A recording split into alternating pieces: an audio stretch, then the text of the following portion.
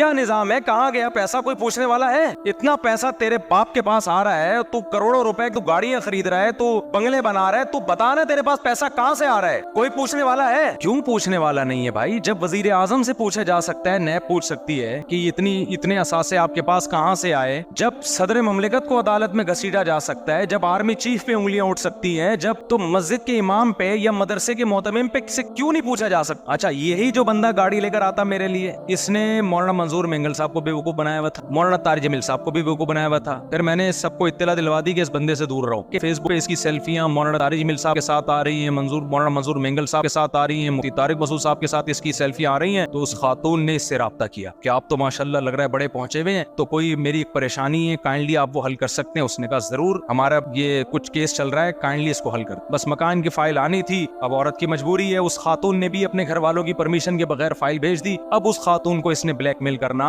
शुरू किया, कागजात आपके पास आ गए, वो बेचारी घर में नहीं बताया उसने अब्बा अम्मा को, और फिर उसकी इज्जत से खेलना शुरू किया इसने। खैर वो केस हमने पकड़ा अल्हम्दुलिल्लाह, और ट्रस्ट और फाउंडेशन रजिस्टर्ड कराना भी कोई मुश्किल काम नहीं है पाकिस्तान में। हमारे तो वकीलों से राब्ते हैं, वकील लोग बोलते हैं मुफ्ती साहब जिसको ब्लैक मनी को व्हाइट करना होता है ना, वो पाकिस्तान में एक फाउंडेशन या ट्रस्ट बना के दवा तब नोट छापना शुरू कर देता है। समझते हो कि नहीं समझते? क्योंकि पाकिस्तान में जब नमाज के फजाइल बयान करके पेट का मंजन और चूरन बिक सकता है, तो इसका मतलब यहाँ मार्केट में हर चीज अवेलेबल है, कोई भी लेबल लगा के कुछ भी बेच सकते हो आप। यहाँ मक्खियों को धोखा दिया जा सकता है। आप एक आदमी ने चीनी की बोरी पे चावल लिखा हुआ था, एक साहब ने कहा कि यार चीनी की बोरी ऊपर चावल क्यों लिखा है? मक्खियों को धोखा देने, मक्खियां बहुत बैठती। अब आप खुद सोचो, जहाँ मक्खियों को बेवकूफ बनाया जा सकता है उसके ख्याल में हो सकता होगा, तो इसका मतलब यहाँ हर मंजन बिक सकता है। तो इसलिए खूब समझ लो कि आपको क़यामत के दिन जवाब देना पड़ेगा। अल्लाह कहेगा कि तुमने जब हिकमत की बात थी हकीमों से राब्ता किया, मेडिकल साइंस की बात थी डॉक्टरों से राब्ता किया, तो शरई मसले की बात में उलमा से राब्ता क्यों नहीं किया? तो आप ये नहीं कह सकते अल्लाह उलमा के पास दलील नहीं थी, फलां के पास दलील थी। तो अल्लाह कहेगा उस दलील को समझना भी तो उलमा का काम था ना। जब किसी ने कोई दलील दी, तुमने उलमा से आके समझा था कि इस दलील का जवाब क्या है, या खुद ही फैसला कर लिया था? ये जो कुरान कहता है ना, लअमलअन्ना जहन्नमा मिनल जिन्नति वन्नासी अजमाइन, कुरान नबी को भी तसल्ली देता है और क़यामत तक आने वाले दाईन और मुबल्लिगीन को भी अल्लाह तसल्ली देता है कि तुम्हारी हक दावत पे अगर लोग लब्बैक ना कहें तो फिक्र मत करो, मैंने जहन्नम इतनी बड़ी बनाई ही इसलिए है ताकि मैं उसको इंसानों से भर दूं। मैं समझते हो कि नहीं समझते हो? अभी ये समझ में नहीं आ रहा, क़यामत में आपके अच्छों को भी समझ में आ जाए, क़यामत के दिन आपके अच्छों को भी समझ में आ जाए। तो मैं वो बात कर रहा था कि मौलाना की मुखालफत का मंजन बिकता है ना, तो उसकी दो वजह है। एक वजह तो ये लोगों को गलत किस्म के मौलवियों से वास्ता पड़ गया होता है, इसमें भी मैं अर्ज कर रहा था लोगों का कसूर है, क्योंकि जिन गलत किस्म के मौलानाओं से वास्ता पड़ता है वो मौलाना होते नहीं है, उनका गेटअप क्या होता है? मौलाना वाला।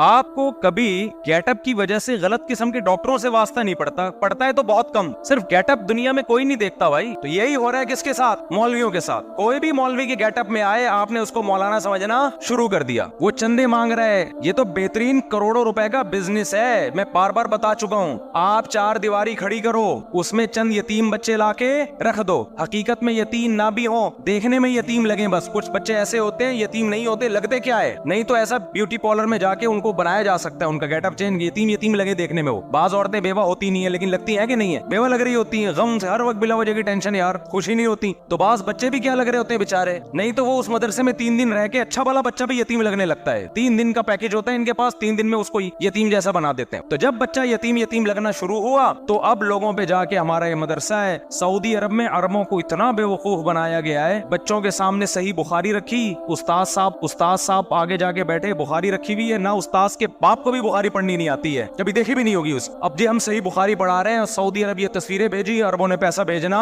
शुरू कर दिया। यहाँ भी ये बेवकूफों की कमी, पूरी दुनिया में बेवकूफ होलसेल के हिसाब से हैं। तो ये कौन सा मुश्किल काम है मेरे भाई? कौन सा सिस्टम है इस मदरसे में जिसको आप डोनेशन दे रहे हो? क्या निजाम है, कहाँ गया पैसा, कोई पूछने वाला है? इतना पैसा तेरे बाप के पास आ रहा है, तू करोड़ों रुपए तू गाड़ियां खरीद रहा है, तू बंगले बना रहा है, तू बता ना तेरे पास पैसा कहाँ से आ रहा है? कोई पूछने वाला है? और जब आप उस मौलवी टाइप के आदमी से पूछो कि तेरे पास पैसा कहाँ से आ रहा है, तो वो जवाब में क्या कहेगा? तुम कौन होते हो पूछने वाले? ज्यादा आप हिसाब मांगेंगे तो फिर उलमा की तौहीन और गुस्ताखियों की वईदें कि उलमा की तौहीन जो करेगा वो दायरे इस्लाम से खारिज है, और लोग फिर अकीदत मोहब्बत में आए। हजरत एक मौलवी साहब थे, वो इसी तरह कर रहे थे हिसाब किताब, पैसों के हिसाब नहीं दे रहे थे। कोई बंदा चिपक गया उनपे, कमेटी ही का बंदा चिपक गया ना कि भाई क्या हो रहा है, आपका लाखों रुपए चंदा आ रहा है, लाखों क्या है, कहाँ आ रहा है, कहाँ जा रहा है? मौलाना ने कहा मैं तेरे खिलाफ बद्दुआएं करूंगा, तू मुझे अजियत दे रहा है। तो उन्होंने कहा आप ना रात के आखिरी भविष्य में उल्टे हाथ से मेरे खिलाफ बद्दुआएं करें, मुझे इस पे कोई तकलीफ, बोलो मुझे बहुत खुशी हो, मुझे बहुत ज्यादा खुश। ऐसा ही कॉन्फिडेंस चाहिए। क्यों पूछने वाला नहीं है भाई? जब वजीर आजम से पूछा जा सकता है, नैब पूछ सकती है कि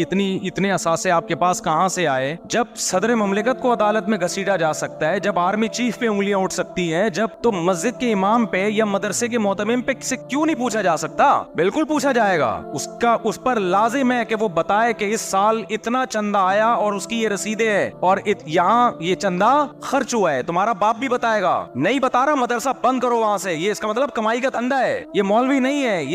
इसकी शक्ल क्या है? ये गेटअप मौलवी वाला बनाया हुआ इसने। पैसा कमाने के लिए मौलवी का गेटअप बनाना कोई मुश्किल काम नहीं है। मौलवी चोर नहीं होता मेरे भाई, चोर मौलवियों का गेटअप बना लेते हैं। उलमा 2 नंबर नहीं होते, 2 नंबर लोग आलिम का गेटअप बना लेते हैं। और ऐसे एक नहीं है, हमारे साथ तो जो मशहूर लोग होते हैं दर्जनों केस होते हैं उनके साथ। अब इसमें हमारी गलती नहीं है, गलती किसकी है? ऐसे तो मशहूर लोगों के साथ तो होता रहता है। ऐसे एक साहब, मैं जहाँ बयान के लिए जा रहा हूँ, फौरन गाड़ी लेकर आ रहे हैं कि आपने फला जगह जाना है ना। देखो वारदातें कैसे होती हैं। मैं जा रहा हूँ बयान के लिए ना, एक जगह मेरा बयान है, एकदम एक लैंड क्रूजर आ गई मेरे पास। मुफ्ती साहब आप मेरे साथ चल, मैं आपके लिए गाड़ी लेकर आया हूँ। मैंने कहा बड़ा नेक आदमी है भाई, पहले ही गाड़ी ले आया, माशाल्लाह। हम चले गए, सेल्फियां तस्वीरें लैंड क्रूजर में। दोबारा मेरा कहीं और बयान अनाउंस हुआ, मैं गाड़ी लेकर आ रहा हूँ। मैंने पूछा ये गाड़ी आपकी जाती है? कह रहे हाँ। मुझे शक हुआ कि इसकी गाड़ी नहीं। मैंने तेरा मस्तहकीक की तो पता चला किसी और सेठ को टोपी करा रहा है कि मुफ्ती साहब ने कहा है कि अपनी गाड़ी आप मुझे दे दें, मैंने बयान में जाना है। वो सेठ उल्लू का पट्टा है या नहीं है मुझे बताओ। वो सेठ साहब मेरे नाम पे उसको गाड़ी दे। मैंने कहा मुझे किसी से गाड़ी की जरूरत नहीं है भाई, उस वक्त मेरे पास गाड़ी नहीं थी, मुझे जरूरत नहीं है, मैं नहीं मांगता किसी से गाड़ी वाड़ी। मैं टैक्सी में जाता हूँ, रिक्शे में जाता हूँ, या जो बयान के लिए बुलाते हैं वो अरेंज करते हैं गाड़ी। फिर मुझे लगा कि ये इसने 2 नंबरी और भी की होंगी। मैंने उस सेठ से पूछा,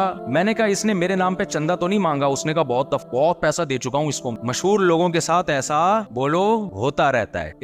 अच्छा यही जो बंदा गाड़ी लेकर आता मेरे लिए, इसने मौलाना मंजूर मेंगल साहब को बेवकूफ बनाया हुआ था, मौलाना तारिक जमील साहब को भी बेवकूफ बनाया हुआ था। फिर मैंने सबको इत्तला दिलवा दी कि इस बंदे से दूर रहो। अब सुना है कि पंजाब में गया हुआ है, किसी जामे तो रशीद वालों को बेवकूफ बनाया हुआ था, जामिया ने इसको निकाला और बेवकूफ बना के इतनी बड़ी हरकत की है कि उलमा के साथ सेल्फियां, बड़े लोगों के साथ सेल्फियां ली। उसके बाद एक खातून को ने देखा कि फेसबुक पे इसकी सेल्फियां मौलाना तारिक जमील साहब के साथ आ रही है, मौलाना मंजूर मेंगल साहब के साथ आ रही है, मुफ्ती तारिक मसूद साहब के साथ इसकी सेल्फियां आ रही हैं। तो उस खातून ने इससे राब्ता किया कि आप तो माशाल्लाह लग रहा है बड़े पहुंचे हुए हैं, तो कोई मेरी एक परेशानी है, काइंडली आप वो हल कर सकते हैं। उसने कहा जरूर। और इसका गेटअप आप देखो ना, इस गैरत लेस आदमी का, आपको लगेगा इससे ज्यादा नेक इस कायनात में पैदा हुआ ही नहीं है। ऐसा खूबसूरत गेटअप है ना, शलवारें आधी पिल्लियों तक, सफेद कॉटन कलफ और ऐसा नूरानी चेहरा।